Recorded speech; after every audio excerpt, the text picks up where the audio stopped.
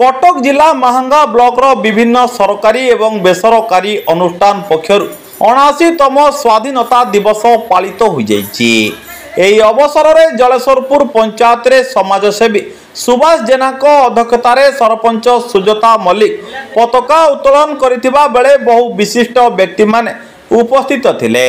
सेपरि श्रीकृष्णपुर पंचायत रे सरपंच राजकिशोर बल, सरकारी प्राथमिक विद्यालय डगरा साई रे प्रधान शिक्षक शेख हलीम मोहम्मद, सरकारी प्राथमिक विद्यालय कोलियोठार प्रधान शिक्षयित्री रंजना मल्लिक अध्यक्षतार परिचालना कमिटीर सभापति रामचंद्र बारिक, सरकारी प्राथमिक विद्यालय मेरीपुर प्रधान शिक्षक सुभाष चंद्र देहुरी, सरकारी प्राथमिक विद्यालय कान्हुपुर भारप्राप्त प्रधान शिक्षक मानस रंजन जेना, नृतांग सरकारी उच्च विद्यालय भारप्राप्त प्रधान शिक्षयित्री निर्मला प्रहराज अध्यक्षतार वरिष्ठ शिक्षक रमेश चंद्र दास, सरकारी प्राथमिक विद्यालय नृतांग हरिजन साई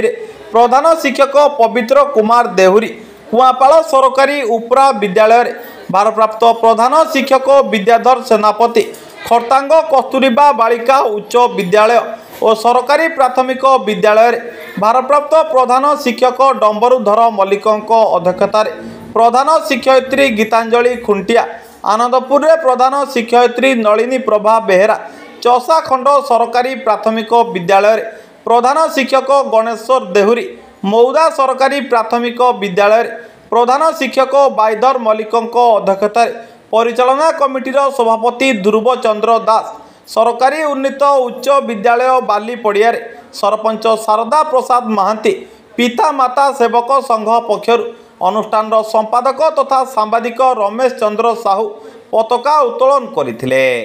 महांगारू रमेश साहू को रिपोर्ट, सूर्यास्त न्यूज। परिचय मो ना विद्याधर सेनापति, कुआपाड़ सरकारी उच्च प्राथमिक विद्यालय प्रधान भारप्राप्त प्रधान शिक्षक। आज समस्त मु प्रणाम जनाऊँगी पवित्र आमर स्वाधीनता दिवस 79तम स्वाधीनता दिवस अवसर रे सबू देशपाई आमर रही जे पुरपल्ली रे सबू जगार आज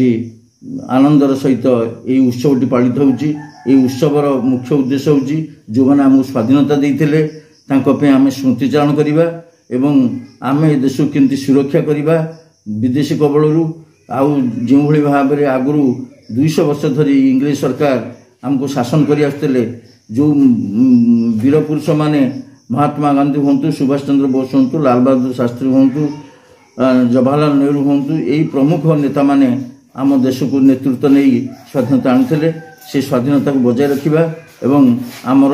भविष्य को उज्जवलमय करवा।